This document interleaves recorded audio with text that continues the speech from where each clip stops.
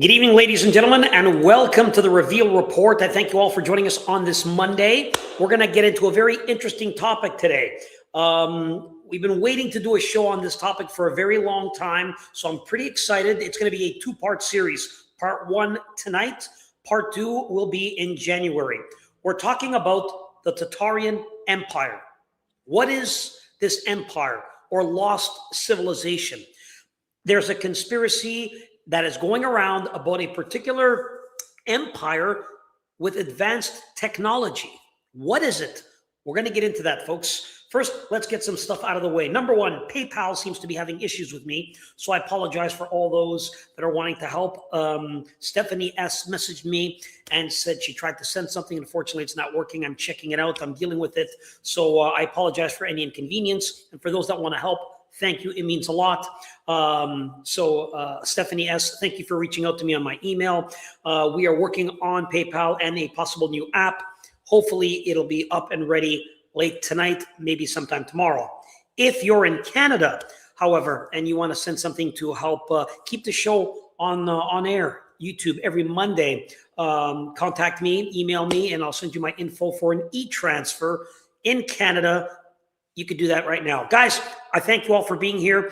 Again, it's a new season, lots of new topics.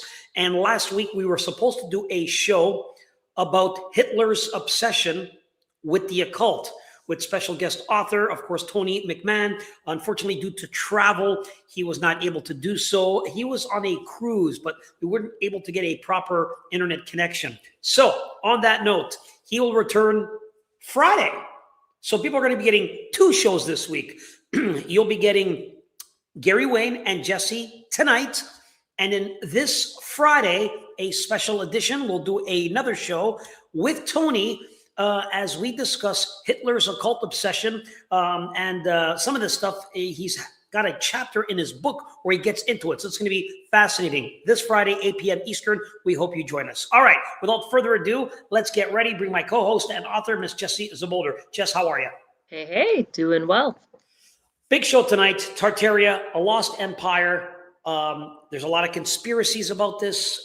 There's a lot of information that is coming out. People are starting to dig deep. They're finding things. I don't want to get too much down the rabbit hole before we bring out our guest. Our guest, I'm so excited because, he's such a busy guy, busy schedule. He's doing a lot right now.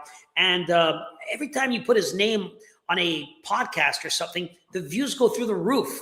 I think I was searching him on YouTube the other day, and somebody had like 180,000 views. I'm like, wow. That's what we used to get, Jess. Yeah, that's what we should get. Gary's like super famous now in this forum, and I'm so proud and happy to have him a part of the Reveal family. He has emailed me and messaged me a bunch of dates in the new year. We are so excited. Ladies and gentlemen, the one and only Mr. Gary Wayne. Hey. Gary, welcome back. Well, good evening. Well, thank you for inviting me back. And so lots of shows up there. Some of them get 3,000 views. Some of them get 2 million views. It's anywhere in between. What I try and do is try and get to new audiences as much as I can. So, but this audience here I like because I think it's more than the general sort of parameter numbers that you have on it, because I think there's a lot of that other over 100,000 audience that comes and goes depending on the topics. So that's a good audience. So, and I'm always trying to get information out there. And tonight is one of those terrific opportunities because we get to talk about something that has so much disinformation out there. And it's usurped in so many different ways, and yet it's based on something we all should know about. And that's what I will hopefully try and add a little bit of color to and distinguish between Johnny come lately usurping of it for other agendas and the actual history of it. I love it. I'm very excited. Let us begin. Okay, there are some videos going around on TikTok, YouTube, Instagram. These apps, people are creating content, and I found something very, very interesting. And I thought I would share that, which was the initial idea and concept behind this, because it's beginning to go viral. So I'm going to play a quick video and then I'll get Jesse's comments, and then Gary will throw it to you. So please turn up your volumes. Take a look. These are the videos that are going viral about Tartaria. Take a look. They're hiding the true answer to this question from us. How is it that people who used horses and buggies constructed gigantic, intricate buildings like these? They allegedly only used hammers, manual saws, and basic tools. Does that make any sense to you? Look at these grand structures and ask yourself, how could they achieve all this with such primitive methods? It makes you wonder if our historical timeline is accurate or completely fabricated to hide something. It gets even scarier. What if the dates on these buildings are wrong? Imagine if that number 1 wasn't a 1 at all. Our history could be off by 1,000 years. This brings us to who could have built these intricate structures. Have you ever heard of Tartaria? Tartaria is a colossal empire that conveniently gets left out of mainstream history. But you can never truly erase history, as many references can be found in old maps and documents. Tartaria was a highly advanced civilization with technology and knowledge far beyond what we can imagine. They have even been credited to have built the Great Wall of China and many of these intricate buildings pictured earlier. Intricate buildings, technology, it's starting to come out. Jesse, we'll begin with you. Comments on the video you just seen.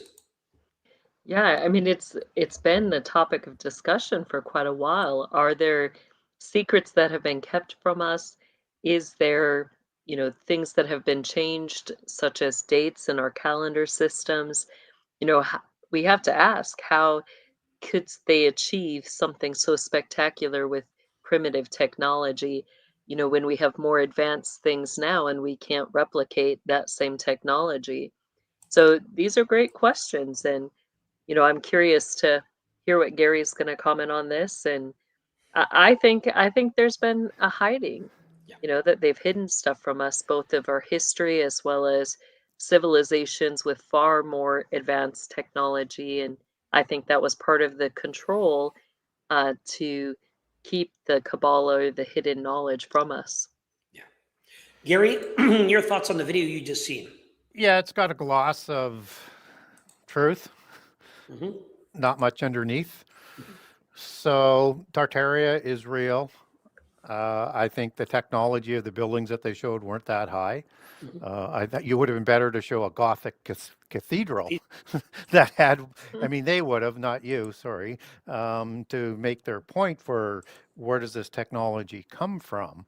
That type of picture now starts to get into the realm of that Gothic sort of architecture that is older than the Gothic architecture that the Templars brought back as with the knowledge from under Jerusalem. But I think we need to dig into Tartaria in a very logical way, because there's so much other things that are attached to what they begin with, those sort of opening lines there. So what is Tartaria?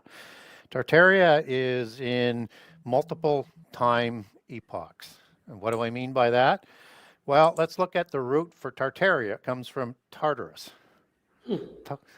Tartarus, and as we get it in the Bible, as it comes in 1 Peter, that's one of the classifications of hell, or it's the other world.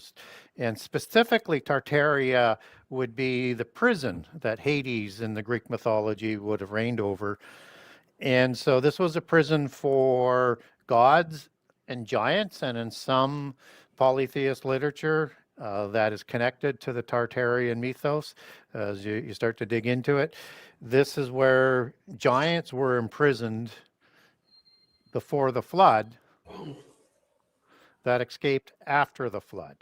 And so they carry that name with them. We would know those as Indo-Europeans, Indo-Aryans, Tuatha De Danann.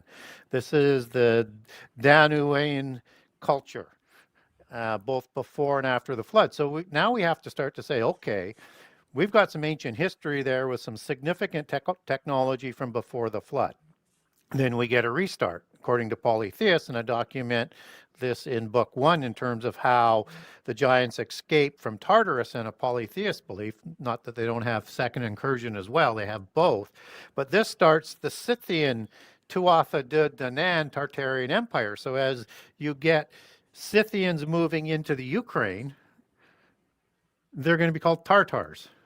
you're going to have a Mongolian empire way downstream from there that is also going to take their roots back as Mongolian Scythians and are actually red-haired and pale-skinned, not sort of the Asian sort of look. And you also have a parallel Tartarian empire that's in China that's a rival. And of course, the Genghis Khan Mongolian Empire will eventually take that over in that time period. But they called himself the Chinese emperor, the Grand Tartar Ham, C-H-A-M.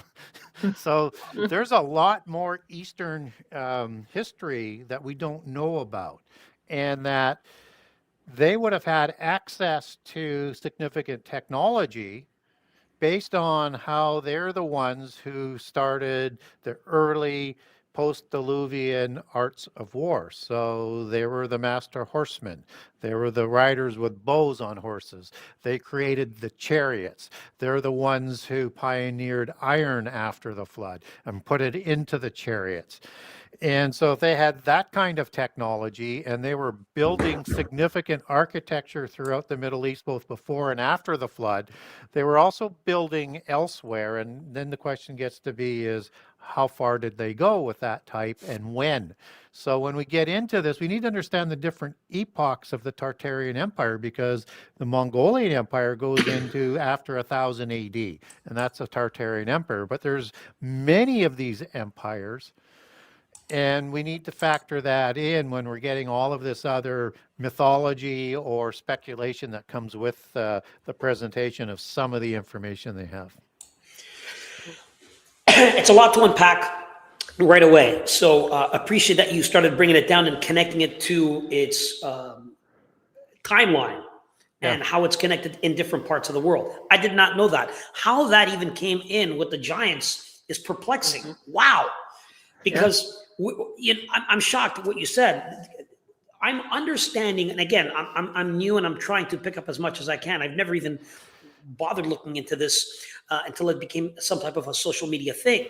And it's interesting that around 1812, 1813, around that timeline, when the Rothschilds came into power and started really expanding, is when a lot of change started happening. So I'm wondering, if we just fast forward a little bit to that timeline, this gentleman here that I've been researching a little bit about is very interesting. He's Nathaniel, and this is from 1915. Apparently, he was given an award, and he's connected to a lot of change in America and other parts of the world, the banking system and so forth and all that. But apparently, during this time, when this gentleman started being recognized internationally and the Rothschilds were on the come up, as we would say, around that time, a lot of things changed with technology, architecture, things went missing. A lot was changed. I want to know if you have any underlying context to that, or does that even commute or come close to Tartaria and things that are going on? Jesse, have you heard anything? We'll begin with you. What are your thoughts? I have not, no. So this is all new to me and very curious. I would say in regards to Nathaniel, I haven't heard anything, but is there a connection with the Rothschilds, the architecture? I would say it goes before them even. I wouldn't put it necessarily, in their time. I think you could get some more of maybe use of it, but I would put it kind of even before their time, where you get most of it coming in, and then maybe a few select, like here in the United States, mansions or territories or areas where they're going to replicate some of that architecture that they're learning at the highest levels. And Gary, before I just go to you again, just talking about that architecture, I don't see it anywhere. No new buildings are built like these. I don't see new churches constructed like these. I don't see anything like this anymore. The only places I could see this type, and not exactly, but quite similar, are world fairs. I've gone to different world fairs, and they always have a little bit like this type of stuff. So I'm interested Where did Well- it go? How was it destroyed? Gary, talk to us. So, I mean, we will see university campuses in the 20th century that show a lot of that type of technology. Okay. We will see cathedrals and churches, maybe not to the grand scale of what we're talking about as we go a little bit further back in time, but, you know, I mean, look at cathedrals and Catholicism that are built in North America between 1900 and say about 1950. They have a reflection of that. But there seems to be, why are we going back to a different style? I mean, Yeah. is it just about going high, or is that knowledge not yet, has that been sort of taken back? Not that it's been lost, but is it put back into the vault? So let's just start with the Rothschilds. So they have genealogies that take them back to the Essenes. They're on record for saying that. Gotcha. And they were put together from the Bauer family out of Germany to become the banking arm after the fall of the Templars. It's the Templars who bring this building technology that revolutionizes the architectural style that was before that, and that was the Romanesque style. And so there wasn't much light. The stone, you couldn't go very high; it would become too weight heavy. But they brought back the Gothic architecture from the knowledge buried underneath the temple. And that was used to build temple number 1. Perhaps parts of temple number 2, I don't think so. It seems to be a different time and a different sort of way of building. This knowledge is the same knowledge of building that the Masons and the Gnostics take their history back through. So this knowledge to build the Temple of Solomon actually comes from the king of Tyre. And they provide the knowledge and the skill to do that. The people of Tyre, with the Phoenicians, they inherit this technology through the Dionysian builder groups that comes down through Pythagoras. That's going to split into a couple different arms. So you have the Dionysian builders, which are inheriting from Pythagoras, or Pythagoras inherits the Dionysian builders technology, which is the same knowledge that in their belief system Hermes found underneath the pyramids. This is the same knowledge that was used to build Babel City and Babel Tower. This is the knowledge that comes down that built all of the ancient palaces around the Mediterranean and all of the major temples. So anything after the flood, as you get to a dating, that's this knowledge, but it's antediluvian knowledge that was inherited and still not built to the same skill and capability of what they were able to do before the flood. So a little bit was lost there. Now this also comes down through the the building guilds of Rome, where the Manichaeans, once Christianity starts to come up, they're going to mold themselves into, and they're going to do all of the building with this knowledge that's passed on through the Pythagorean mystery schools to them, because they're Gnostics as well, right? So they're going to become valuable for building churches, and they maintain this until the time of the Templars, who now bring in the new Gothic style. And then the Masons take over, or the Masons organizations are essentially drafted into Templar lower level organizations to continue that building. So all of this is that ancient technology that was before the flood that somehow crosses the flood. And according to the Gnostics, it comes through Hermes, who finds the 2 pillars and goes to the Great Pyramid to get that. So the digging at the pyramids lately and what's underneath is kind of holding my attention. I'm waiting for information for that to come out as to what might be there. So that means that the Gnostics, the Templars, the Freemasons, and depending on what levels of the builders, they have held this knowledge that could build the Gothic cathedrals since about 1000 AD. Wow. Right? And so that's that revolution that we start to see after that, which now you have to play into what you're seeing with the Tartarian mythos of buildings, and they have a lot that they goes back to about 1000 AD that comes out of nowhere. Yeah. And they, curious as you're saying all that, their symbols, like, and you do find it at some of the different mansions and stuff, but their symbol, they'll have like a pearl, and then they'll have like a band across the pearl, and usually a line going up or a cross going up. That that symbol represents their, it's their hidden symbol for the architects. Sometimes you'll see it on top of the Pope's mitre hats or in their coat of arms.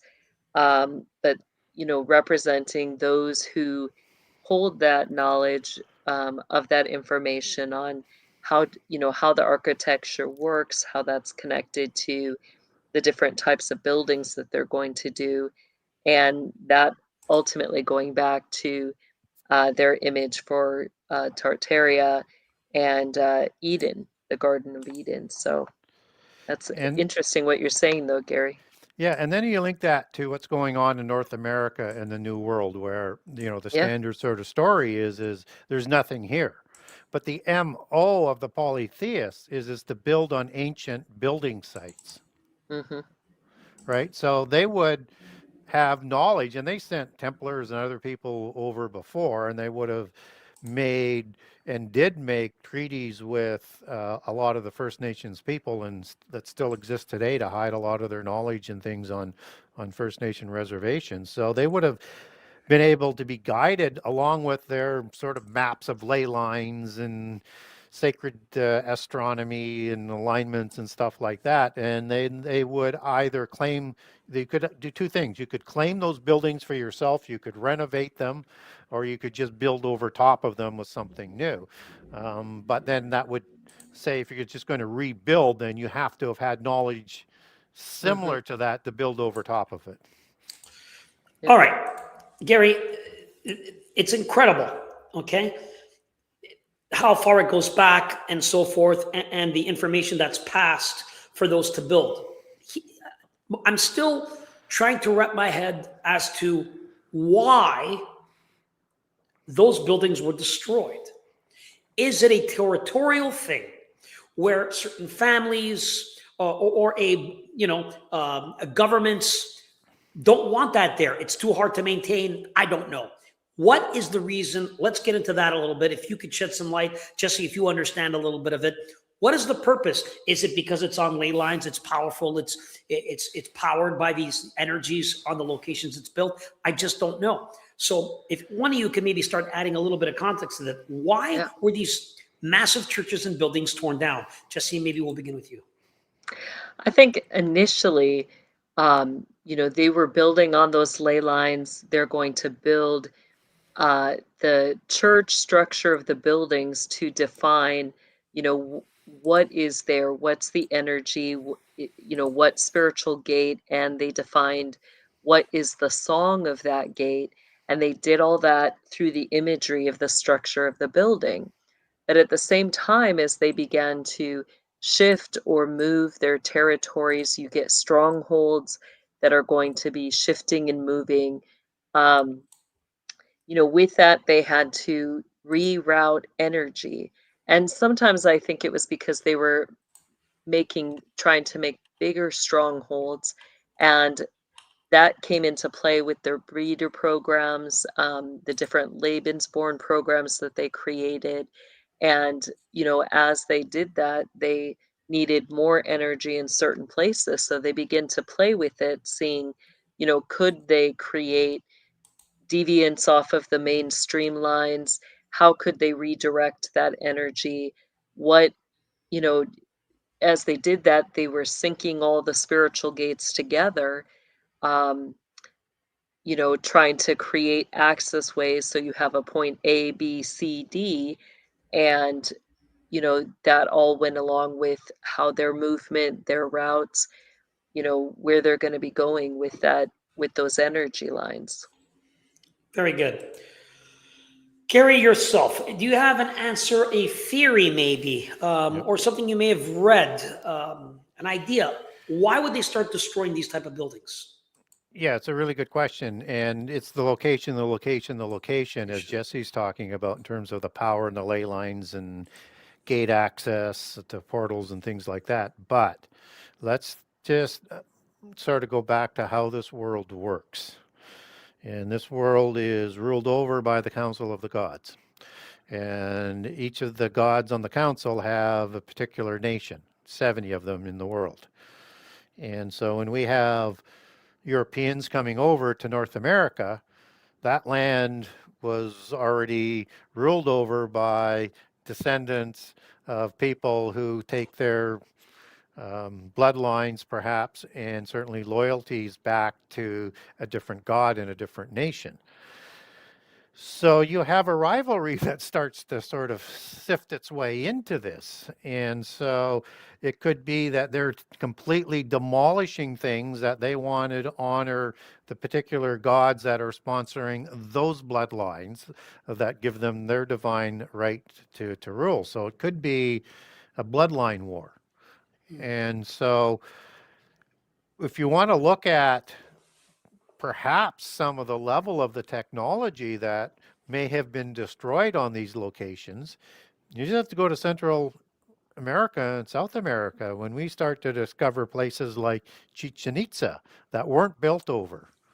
And all of those with the pyramids and the architecture, this is now distinctly different. And perhaps maybe a different God ruling over that area if you buy into the 70 nations ruled over by the 70 gods of the Council of Gods. And also in Deuteronomy 32, where it talks about those 70 nations of patriarchs that are in Genesis 10 and 1 Chronicles and numbered by the sons of Israel born in Exodus 1:5 in Egypt, which is the future part of this dual prophecy or bipartite prophecy. And so these are the 70 nations that ruled before the flood as counted by the sons of Adam, even though we don't get them listed in the book of Genesis.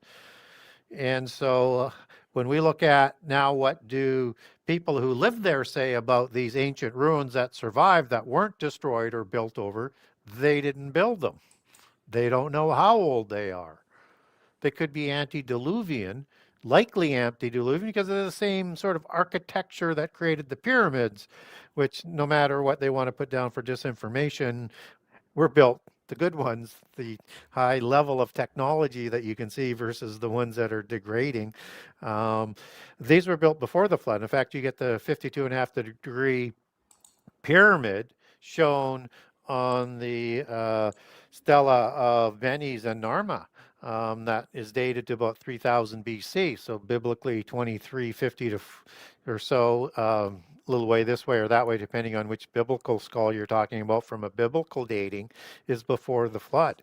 And even if you go to secular dating, they start the flood at about 2900, maybe 2950 to 3050, but this was before the flood. Where this goes back to in terms of the showing that great pyramid in the background. So these structures that were destroyed, let's say in the North American part, would have been perhaps antediluvian versus post-diluvian. Okay, very good. And a different at that time, parent gods. Okay, so ley lines, yes, possible. Getting to certain points for whether it be power and ritual, magic, of course, for that energy that they require, I understand. A theory that is going around is the power that these buildings held, especially with those who had bells. Now, this is very interesting to me. So, I don't know a lot about it, and that's why we're having this discussion, because I found it fascinating with certain videos that are going around. I have two small videos. I'm going to play it. I'll play the first one.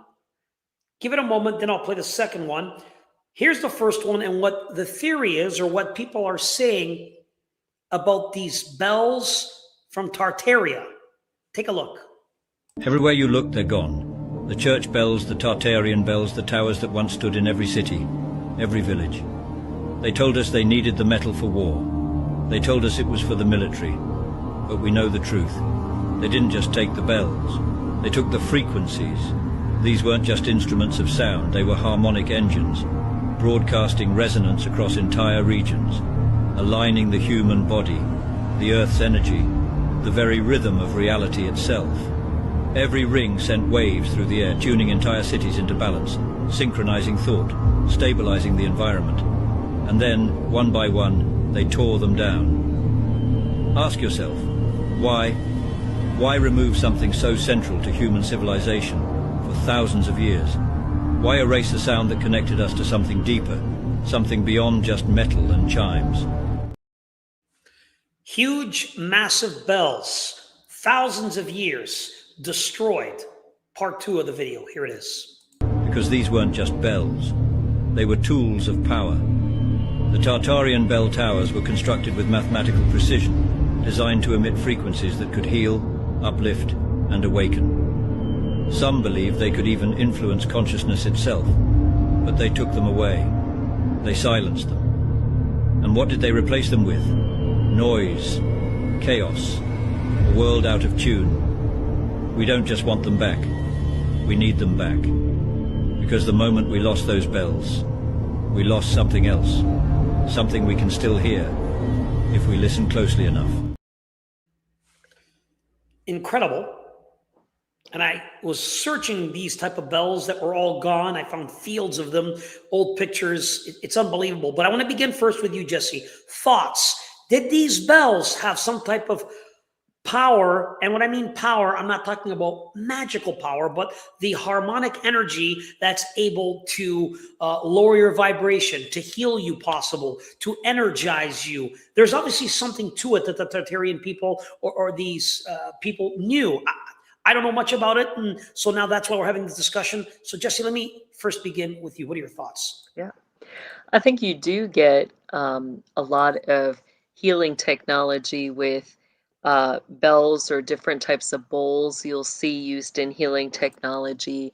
But I'm curious to see the time frame as to when, you know, they all started disappearing and the building up the connection of places like CERN, because you had a secret synchronization of the spiritual gates. And I'm curious if that, you know, played a role in that, where they went from bells to using places like CERN and technology like the Hadron Colliders.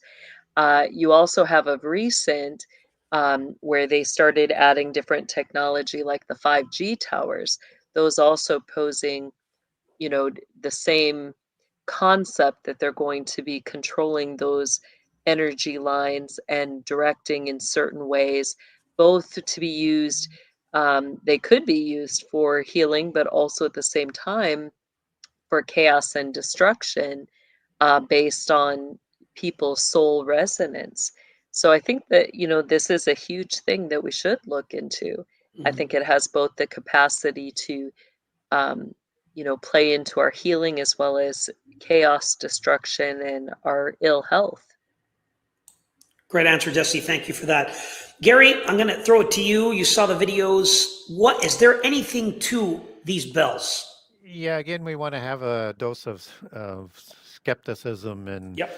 contrarianism here when they throw, because they course. don't throw out evidence and stuff. So they're No. speculating, and that's fine. But they make it so convincing, like you think they're not speculating. That's part of the art of what they do. So, I mean, I grew up with bells ringing in my hometown all the time. Now, I would say that bells were used throughout the 20th century, in every town, every church, every school, and they would ring at certain hours, particularly at lunchtime. Now, when we're talking about a technology, though, there may be different kinds of bells. So you can be open to sort of that. And maybe some of these great bells in some buildings that would be designed and made out of specific material that would be adorning these great cathedrals and great palaces and buildings. And maybe they rung them on days where they wanted to do something that would do the technology with it. So we want to be open to that possibility, and that when we look at how some of the buildings in India and the temples there, they have a bell-shaped top to them. And this is the same shape that was part of the Nazi technology of World War II, this bell-shaped thing that had some sort of theorized ability to do something like be either a great weapon or was interdimensional technology. So now we're starting to get into some of the area that Jesse was talking about. But sound is a technology. Music is one of the 7 sacred sciences. And if it's part of the sciences, then it's not just for beauty, but it can be used for technology with its sound waves. And as we were talking, just before the show at Jericho, Yes, just getting into it. God presents that as how you can use musical instruments to create sound vibrations and harmonics that can bring down the walls, the great walls at Jericho. And so there seems to be a technology that goes along with this, that goes along with the idea of waves as well. As you get deeper into the sciences, it's just not particles, but it's waves. And there's kind of an intersection of that kind of technology the deeper you go into it. And it's also interesting that, you have musical instruments that are associated with, like, Satan, for example, or satyr gods. Like they if there's an ability to use that as a technology, they would know how to use that. But I don't see examples of these bells using to destroy, so that if they rung in a Yes, certain way, everybody would die, or all correct. the. Yes. So it might have been used for something else, but we just don't know what. Probably, though, like portals. Yeah, like portals. Yes, and likely on Yep. specific holy days of polytheism where you want the spirits to go back and forth. They would want to open up those portals. There we go. Now we're getting into it. Okay, now we're getting into it. It's interesting again because vibration and sound is important. We just referred to, Jericho and how the walls came down, how the Lord instructed them to play their trumpets, and this harmonic sound tore them Yeah. down. It's interesting, Jesse. We talk about the songs, for instance, in how do I say it? I'm going to just say it anyway. But in certain aspects of magic, people will sing the songs Right. for manifestation and magical ritual. They'll sing the songs because there's a power to the vibration and the harmonic of it. When studying the occult and music, it's said that certain artists, when they create music, they have to hit a particular note. Some say it's Satan's note or Lucifer's note. And that note is sort of like a hypnotic note. It kind of gets you in a trance. And most hits and musical songs that are successful have this type of note. Again, going back to sound and harmonics. Touching on that, very, very important. Jesse, touch on that if you don't Yeah. mind. Well, it gets into the circle of fifths, and just to kind of create some of the imagery of how it was used. Like when you think of the Solomonic magic, as they get into their higher levels of studying all of that, they're going to be studying the altars, the horned entities, all of those entities originally being part of the angelic host, but then when they were cast down, they lost um, that glory, that image of the Holy Spirit within them. But they're going to use that imagery because as you get into the sound, the music, you get different vibrations are going to create different images.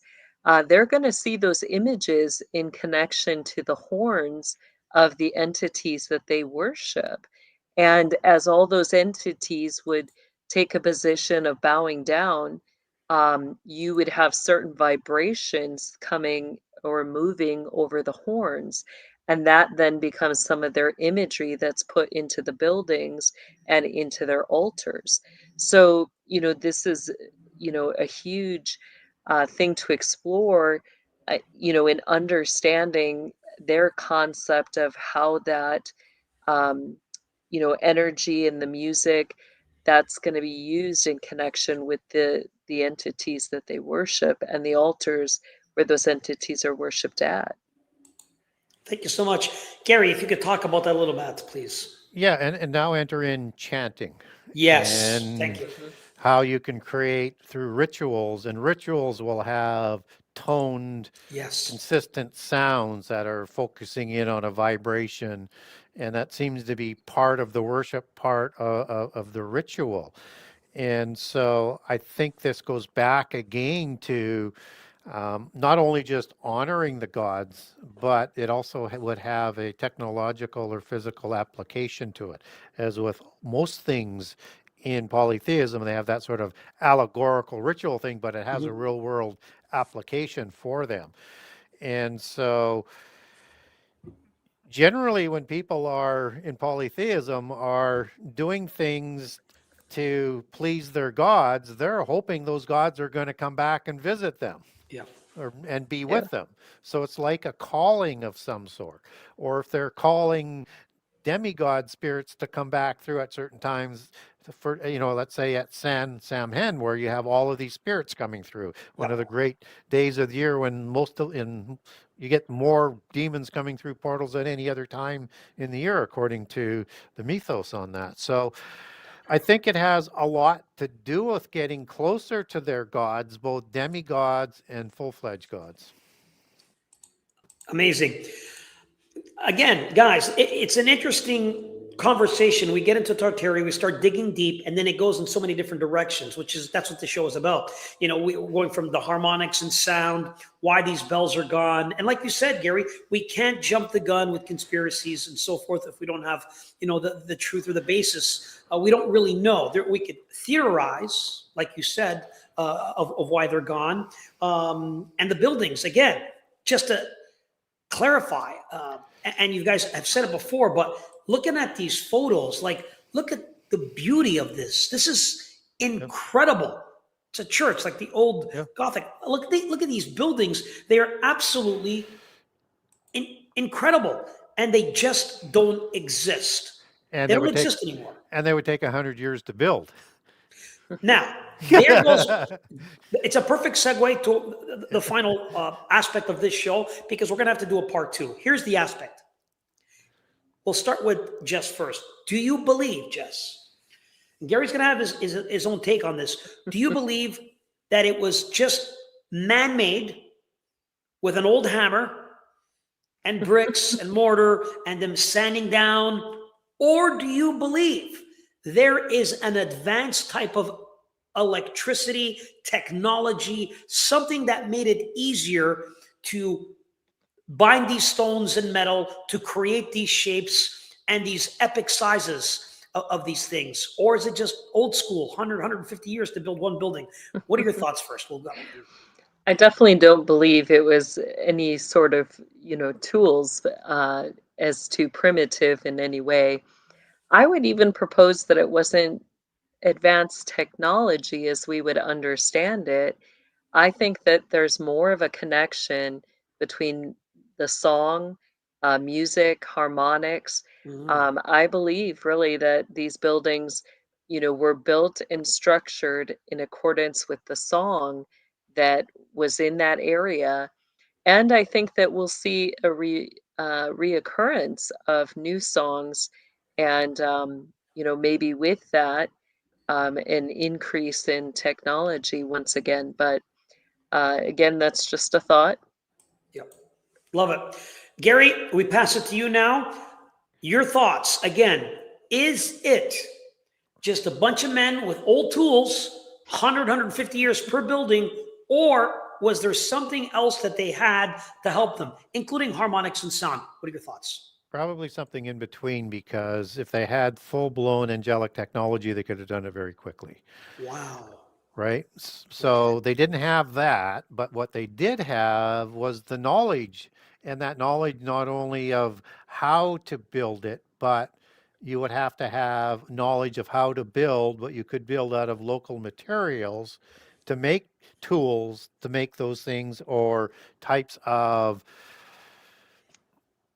technology, because you have to move those slabs of Yep. stones and you have to get them smooth. So there were also provided things to make those tools, whether they were machines or, very basic machines that would help, but also factor in that some of these places took 100 years. It was 100 years of slave labor and keeping people in poor, and all the taxes going to build these things to honor supposedly the God of the Bible, but of course they're all labeled with polytheist symbols, so that's not who they were honoring, and they're all built on polytheist sites. So again, you have to look at Two the and two. fruits. Yeah, and so I think it's somewhere in between. They were provided enough knowledge to build tools and primitive machines, primitive cranes, primitive whatever, leverage things to get it done, but it wasn't going to be done quickly. So Yeah. I think that's the recipe that sort of goes into it. But yeah, we don't have, and you don't see this technology taught in universities today. That's because it's still hidden. And the Templars and the secret societies still control that knowledge. All right. Last question. Quickly, I have to ask both of you this question. Did this information, this technology, this advanced concept of building these buildings, was it man themselves who came up with the idea and built it in that form? Or do you believe this information was either given to men by angels for a good thing or the fallen ones? Where did this information to build it come from? Jesse, we'll start with you. Yeah, that's a great question, George. I don't believe it came from men. I believe that the knowledge, came from, I would say, more angelic beings, whether fallen or not. I would tend to lead more towards the fallen. And, in regard to it being built on, sites that are not for God, with images that are not of God, I think really the purpose was for it to, for them to be able to use it as a gate, a thorough way from one spot to another. Could they also have intended these places to be used as a weapon against us? I think very much so, because many of them, we look at many of these beautiful cathedrals, and really they're gates to Hades or hell or the lower realms.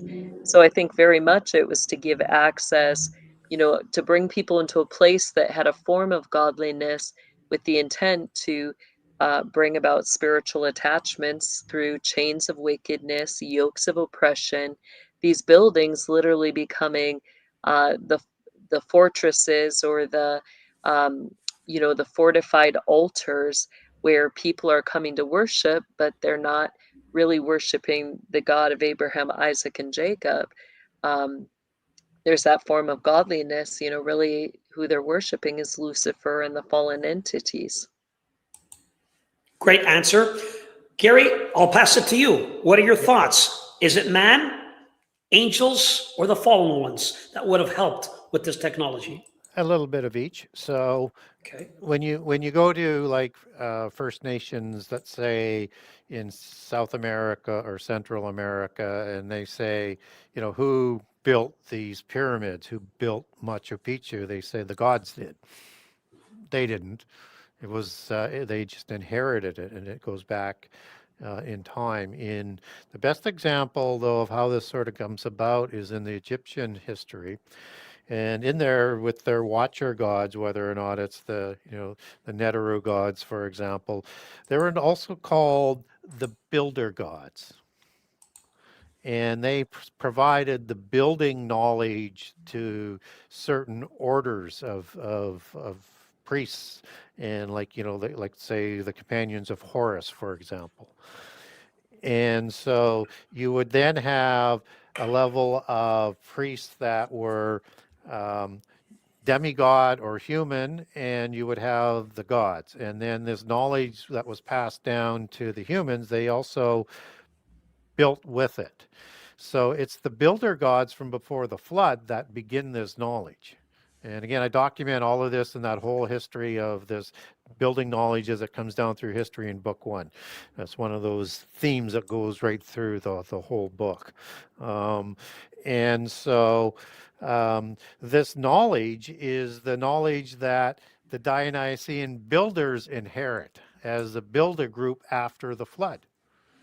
And they built all the great temples and all the great palaces, and they are trying to redo what was done in the antediluvian epoch, but some of those antediluvian ones survive even to this day, and I think it was actually a higher level of technology. So yes, it's both. So, and then this knowledge sort of gets lost for a while, and we see glimpses of it, and it takes a lot to put that back together to start building things like what the Greeks were building, for example. But it's through the Dionysian builders that this knowledge comes down. And again, I talk a lot about that group in book 1. Thank you so much, Gary. Appreciate that. All right. There you have it, guys. That's part 1 of today's topic, the Tartarian Empire. And it goes in so many different directions. We're going to add more to it in January. We'll do a part 2 and get into it a little bit deeper as well. All right, guys, I want to thank you all for joining us. And before we sign off, going to be doing an after show Q&A with Jesse and with Gary on Patreon. The link is in the description, giving everyone an opportunity to ask some questions, and hopefully they can answer it for you. We'll start with Jesse, how people could support and follow you and support your ministry. Yeah. You can support and follow me on kingdomlivingwithjesse.com. On there, you'll find links to my courses, my books, and the coaching, and my series Unveiling the System. Thank you so much. Gary, how can these wonderful people support you and find your books? Yes, so the best way to do that is through my website. So the only support I accept is purchasing books, or if I speak at a conference and it makes money. So my website is the Genesis6conspiracy.com. That's the number 6conspiracy.com. On the website there, I have a generous excerpt of all 98 chapters of book 1, 84 chapters of book 2. I will soon, sometime in the new year, get an image up there for the novel fiction and time book that I worked on with my publisher as being the co-author. It's called The Aprimo Conspiracy, AI's Covenant with Babylon. And it doesn't cover the whole end time. The first book only gets to the 3rd seal. But I think people are going to like the mix of secret societies, prehistory, and how technology affects the end time. And also give you kind of a way of how things might sort of come back. But understand it's a novel, even though it's based on my research. So that now has a release date for either April 1 or May 1st. It'll be ready for to be printed and produced by April 1, but whether or not they do the official date at May 1, that's still being started. So that's the easiest way to get a hold of me. There's a contact the author button on there as well. And you can also link over from my buy page to Amazon.com, Amazon.ca, BarnesandNoble.com, and link over to Amazon to get the Kindle version of both books and to Amazon for the Audible version of both books. Love it. Thank you so much, Gary. Glory to God. Glory to God. I love it. It's a lot of great comments and a great, amazing family here at the Reveal Report. Thank you, everybody. For myself, guys, PayPal is down and not working very well. We're trying to fix it, find out what's going on. Many of you people do help us, and we appreciate you. If you're in Canada, DM me, send me an email. I'll give you the details if you want to do an e-transfer. And for those that help us, stay tuned, and we'll let you know what's going on with PayPal in the next few days. Otherwise, a new app is coming. We got to do what we got to do to keep this show on air every Monday here on YouTube. Thanks so much, guys. Follow us on Instagram, on Twitter, and Telegram at The Reveal Report. Coming up next, we're doing the after show on The Reveal Report on Patreon. Join, be a part of it. On behalf of Gary, Jesse, and myself, I thank you all for watching. Hope you have a great night. So God bless everyone, and we'll see you next week.